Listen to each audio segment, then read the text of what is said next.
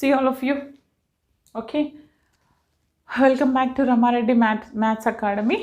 ఈరోజు మనం matrices in plural, matrices in singular, matrix గురించి డిస్కస్ చేద్దాము. First of all, what is the matrix?